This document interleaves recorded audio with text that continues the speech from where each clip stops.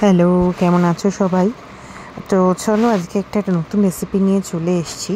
সেটা হচ্ছে অ্যাকচুয়ালি দুটো রেসিপি, মোচা দিয়েই দুরকম রেসিপি, একটা মোচার চপ আর একটা মোচার পরোটা, পুরিও বলতে পারো। তো চলো, প্রথমে মোচার আর আলু একসাথে সেদ্ধ করে নিয়েছে মা, আর এটা পুরোপুরি মায়েরই রেসিপি। তো একসাথে সেদ্ধ করে নিয়ে একটু ঠান্ডা করে নিয়ে ভালো করে চটকে আগে মেখে নিতে হবে। অবশ্যই আলু খোসা ছাড়িয়ে নিতে হবে আর মোচাটাকে ভালো করে মেখে নিতে হবে। তার মধ্যে এবার দেওয়া হয়েছে ধনে গুঁড়ো, লঙ্কা গুঁড়ো, হলুদ গুঁড়ো, নুন, একটু চিনি দেওয়া হয়েছে।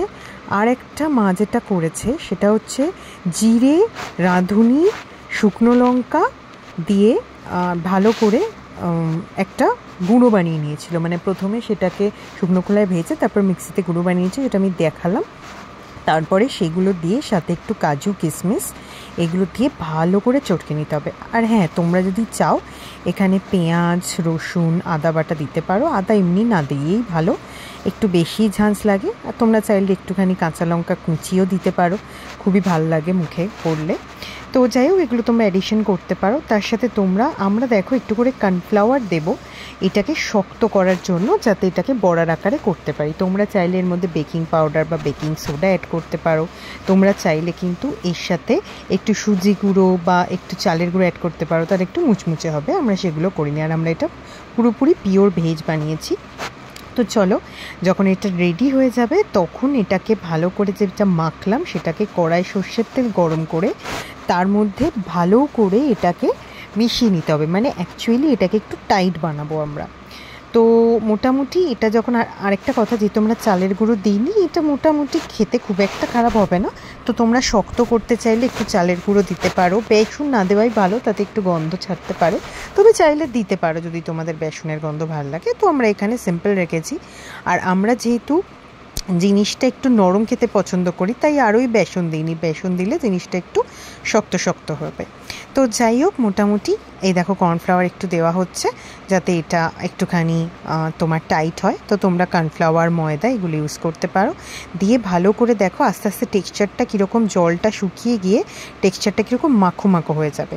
এইটা ভালো করে কড়াতে নিয়ে যখন পুরো কড়া থেকে উঠে আসবে জিনিসগুলো, এতটুকুও কড়াতে লেগে থাকবে না, সেইটা জানবে তোমরা যে রেডি হয়ে গেছে তোমাদের পুরটা। এবার এইটাকে তুলে নিয়ে ঠান্ডা করতে হবে একটা প্লেটের মধ্যে রেখে। তো সেইটুকু স্ট্যান্ডিং টাইম একটুখানি দিতেই হবে, কারণ কি ঠান্ডা না হলে এটাকে চপের আকারে গড়া যাবে না। আর হ্যাঁ, আমরা এগুলো কর্নফ্লাওয়ারে হালকা হালকা করে মাখিয়ে নিয়ে এগুলোকে ভাজবো। কিন্তু তোমরা চাইলে ডিমও ব্যবহার করতে পারো, মানে যারা এটাকে ননভেজ বানাবে তারা আরামসে এটাকে ডিম দিতে পারো। তো সেক্ষেত্রে তাহলে একটু ডিমের গোলা বানিয়ে নিয়ে তার মধ্যে এগুলো দিয়ে আবার একটু কর্নফ্লাওয়ারে মাখিয়ে এইভাবে তোমরা ফ্রাইয়ের মতো, বড়ার মতো করতে পারো। তো দেখো টেক্সচারটা, কালারটাই চেঞ্জ হয়ে গেছে। তো এইবার বড়া ভাজার পালা। তো দেখো এখানেও আমি দেখিয়ে দিচ্ছি। আর মা পরোটাটার জন্য কি করেছিল, একটা পরোটা বেলে, মানে একটা ময়দার লেচি বেলে তার মধ্যে পুরটাকে দিয়ে আর একটা পরোটা ওপর থেকে দিয়ে, মানে আর একটা লেচি বেলা দিয়ে তার মধ্যে এইবার ওটাকে সাইড থেকে এরকম সুন্দর করে মুড়ে নিতে হবে। তোমরা চাইলে একটু জল দিতে পারো, তোমরা চাইলে একটু কর্নফ্লাওয়ার জল দিতে পারো, বাট এখানে মা কিছুই দেয়নি, এমনি আস্তে আস্তে আস্তে করে আঙুলে করে করে মুড়ে দিয়েছে। এবং ব্যাস, তাহলে রেডি তোমাদের মোচার পরোটা। বা এটা ভেজে নিতে হবে, ভাজলেই রেডি মোচার পরোটা বা পুরি।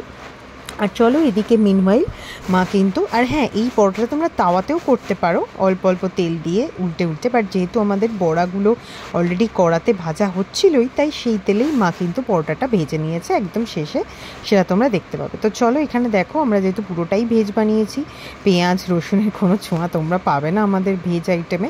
তো সেই জন্য কিন্তু আমরা এখানে ডিমও ব্যবহার করিনি, বুঝতেই পারছো। আমরা জাস্ট এই কর্নফ্লাওয়ারে হালকা হালকা করে, কারণ আমরা এরকমই হালকা খাওয়া পছন্দ করি। তোমরা চাইলে পুরটাকে আরও মোটা করতে পারো, তো সেক্ষেত্রে যেরকম বললাম কর্নফ্লাওয়ার দিতে পারো। হ্যাঁ, তোমরা চাইলে বিস্কুটের গুঁড়ো দিয়ে বিস্কুটের মানে যেটাকে বিস্কিট ক্রাম্ব বলে সেটা দিয়ে করতে পারো, তোমাদের চয়েসে। তো চলো এখানে মোটামুটি রেডি হয়ে যাচ্ছে বড়াগুলো। আমি একটা বড়া ভেঙেও তোমাদের দেখাচ্ছি যে কত সুন্দর ভেতরটা পুরো নরম হয়েছে। যেটা অ্যাকচুয়ালি আমরা পছন্দ করি। আর একটা জিনিস হচ্ছে ভেতরে যেহেতু কাজু কিশমিশ আছে, খেতে কিন্তু খুব সুন্দর হয়েছে। তোমরা চাইলে কাঁচা লঙ্কা কুচিয়েও দিতে পারো, আমরা এখানে আলাদা করে দিইনি। তো চলো, বড়াগুলো অলরেডি রেডি হয়ে গেছে, এবার পালা হচ্ছে পরোটাটা ভাজার। তো চলো, পরোটাটা অলরেডি কিন্তু মা বেলেই রেখেছিল যে পদ্ধতিতে তোমাদের দেখালাম। এবার কড়াইতে দিয়ে জাস্ট গরম তেলে এপিট ওপিট ভেজে নিলেই রেডি পরোটা, মোচার পরোটা। তো চলো, তোমাদের রেসিপি কেমন লাগলো অবশ্যই জানিও। আরও কোনো রেসিপি যদি তোমাদের জিজ্ঞাসা থাকে পছন্দের, অবশ্যই সেটা বলতে পারো। আর ভালো লাগলে প্লিজ আমার লাইক, শেয়ার আর কমেন্ট করে দিও। আর সাবস্ক্রাইব করতে ভুলো না ইউটিউব চ্যানেলটা। যদি তোমরা ইউটিউব থেকে দেখো, যদি ফেসবুক থেকে দেখো, অবশ্যই আমাকে ফলো করে রেখো। তো চলো, টাটা, বাই বাই।